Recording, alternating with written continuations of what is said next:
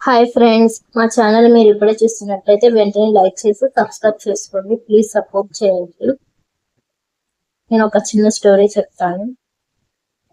అనగనగా ఒక ఊర్లో ఒక చిన్న టీ కొట్టు దుకాణం ఉండేది. అక్కడ రవి ఒంటరిగా కూర్చొని ఆలోచనలో ఉన్నాడు. అతని చేతిలో ఒక టీ గ్లాస్ కూడా ఉంది. కానీ మనసులో మాత్రం వేల ప్రశ్నలు అతన్ని అడుగుతున్నాయి. రోజు 24 గంటలు నేను కష్టపడుతున్నాను. డబ్బు లేదు, గౌరవం లేదు, ఎదుగుదల లేదు. అక్కడికి అప్పుడే ఒక్క క్షణంలో ఒక వృద్ధుడు వచ్చాడు. తెల్లటి గడ్డం, ప్రశాంతమైన చూపు. రవి పక్కనే కూర్చొని నవ్వుతూ ఉన్నాడు. ఏమయ్యా, ప్రపంచం మొత్తం భారం నీ భుజాల మీద వేసుకున్నట్లు కనిపిస్తున్నావే అని అడిగాడు. రవి బాధగా నవ్వి, తాతయ్య, నేను చాలా కష్టపడుతున్నాను, కానీ నా జీవితం మాత్రం ముందుకు పోవడం లేదు. రవి మాటలు విన్న తాతయ్య ఆలోచనలో పడ్డాడు. అప్పుడు రవికి ఒక మాట చెప్పాడు. నీ సమస్య కష్టపడడం కాదు, తెలివిగా ఆలోచించకపోవడం. ఆ మాట విన్న రవికి ఒక ఆశ్చర్యంగా అనిపించింది.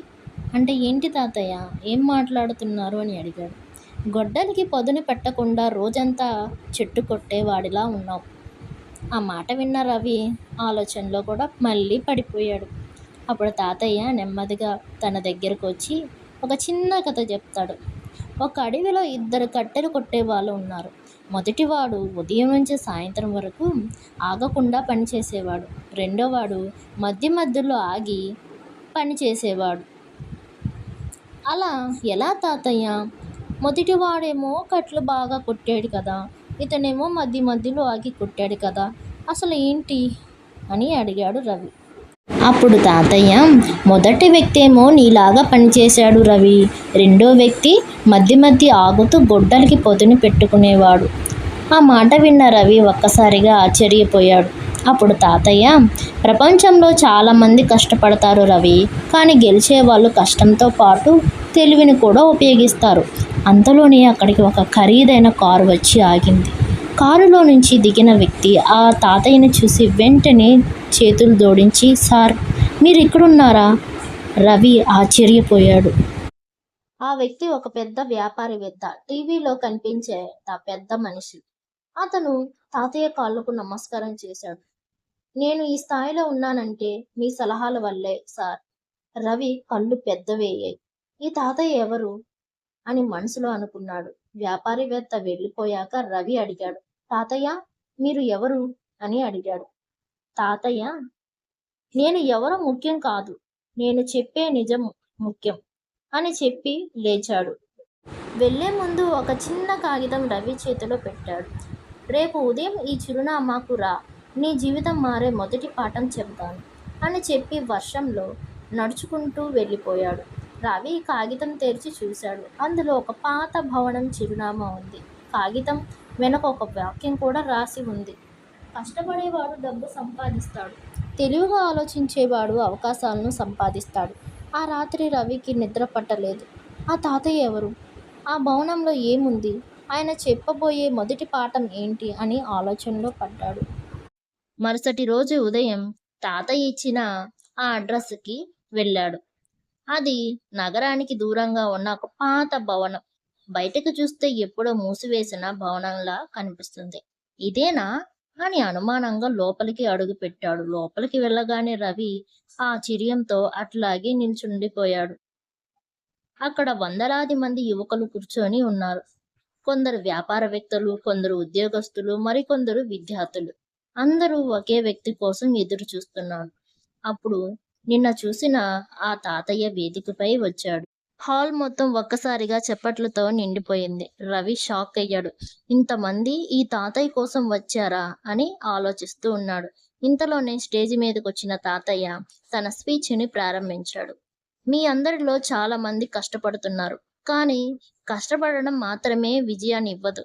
అప్పుడు ఆ సభలో ఉన్న ఒక వ్యక్తి పైకి లేచి, సార్, నేను రోజుకి 16 గంటలు పనిచేస్తున్నాను, అయినా ఎదుగుదల లేదు. అప్పుడు తాతయ్య అతని మాటలు విని నవ్వాడు. 16 గంటలు సరైన దారిలో నడుస్తున్నావా లేక తప్పుడు దారిలో నడుస్తున్నావా అని అడిగాడు. ఒక్కసారిగా హాల్ మొత్తం నిశ్శబ్దం అయిపోయింది. అప్పుడు తాతయ్య ఒక గాజు సీసా తీసుకున్నాడు. అందులో ఒక పెద్ద రాళ్ళు వేశాడు. సీసా నిండిందా? అందరూ అవునవును నిండింది నిండింది అని చెప్పారు. తర్వాత చిన్న రాళ్ళు వేశాడు. మళ్ళీ అడిగాడు, ఇప్పుడు ఎలా ఉంది అని. ఇప్పుడు నిండింది అని జనాలు చెప్తున్నారు. తర్వాత ఇసుక పోసాడు. మళ్ళీ అడిగాడు. అందరూ ఒక్కసారిగా నవ్వారు. ఇప్పుడు పూర్తిగా వినండి. తాతయ్య చిరునవ్వుతో, జీవితం కూడా ఇలాగే ఉంటుంది. ముందు ముఖ్యమైన పనులు చెయ్యాలి, తర్వాతే మిగతావి. రవి ఆలోచనలో పడ్డాడు. తాను రోజంతా బిజీగా ఉంటున్నాడు, కానీ నిజంగా ముఖ్యమైన పనులే చేస్తున్నాడా? అప్పుడు హాల్ వెనక నుంచి ఒక వ్యక్తి పరిగెత్తుకుంటూ వచ్చాడు. సార్, సమస్య వచ్చింది. అందరూ ఒక్కసారిగా అతని వైపు చూశారు. ఏమైంది? మన కంపెనీకి పెద్ద నష్టం వచ్చింది. కోట్ల రూపాయలు డీల్ రద్దు అయింది. ఒక్కసారిగా హాల్ మొత్తం నిశ్శబ్దం. తాతయ్య మటుకు చాలా ప్రశాంతంగా ఉన్నారు. అందరూ బయటికి రండి. అందరూ ఆశ్చర్యంలో ఉన్నారు. ఇంత పెద్ద సమస్య వచ్చిన తాతయ్య భయపడకుండా చాలా కూల్గా ఉన్నాడు. అప్పుడు తాతయ్య బయట ఉన్న చెట్టు వైపు అందరిని చూపించి, ఈ చెట్టును చూశారా అని అడిగాడు.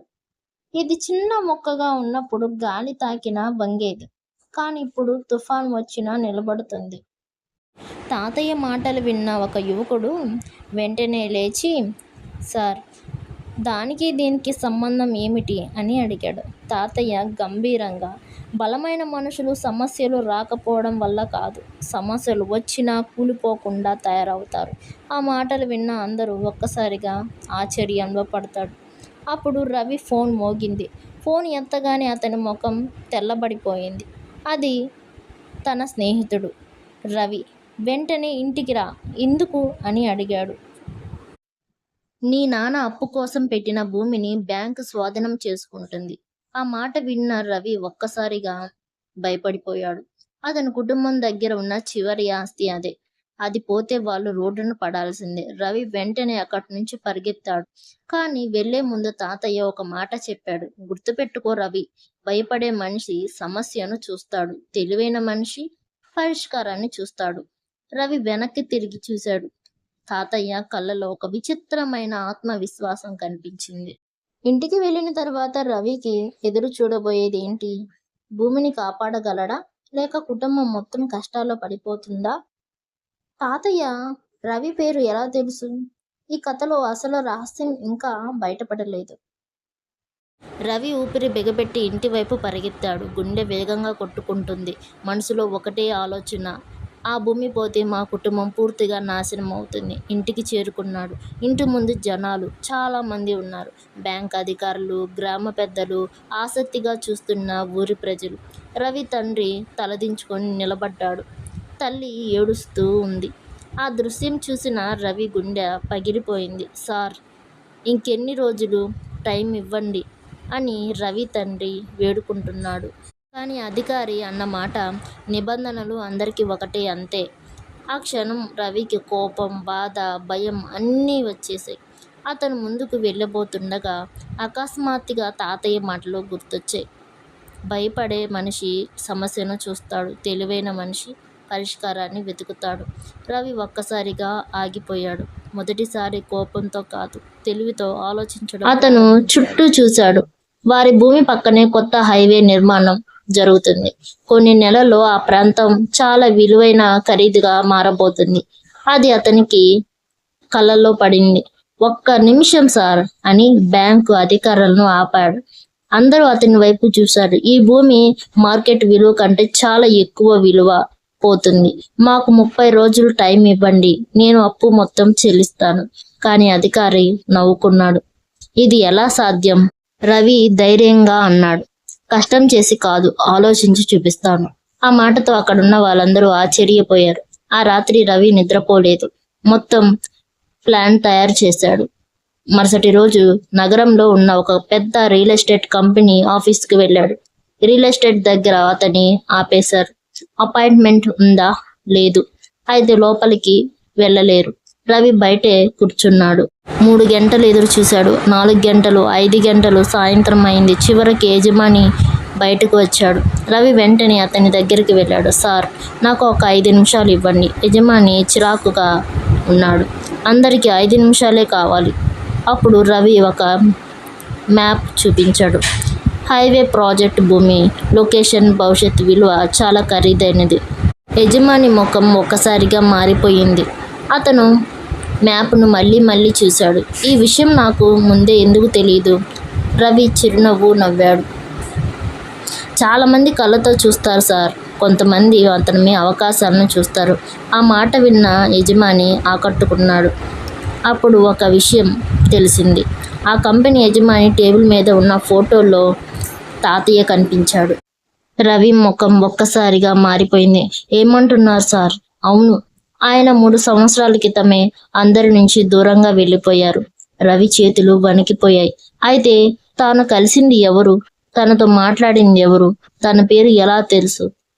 ఇది అంతా ఏమిటి? అసలు ఇక్కడ తాతయ్య వెనక దాగి ఉన్న రహస్యం ఏమిటి అని ఆలోచనలో పడిపోయాడు. ఫ్రెండ్స్, ఈ స్టోరీ మీకు నచ్చినట్లయితే వెంటనే లైక్ చేసి సబ్స్క్రైబ్ చేసుకోండి. మీకు పార్ట్ 2 కావాలంటే చెప్పండి, కామెంట్ చేయండి. ప్లీజ్ సపోర్ట్ చేయండి.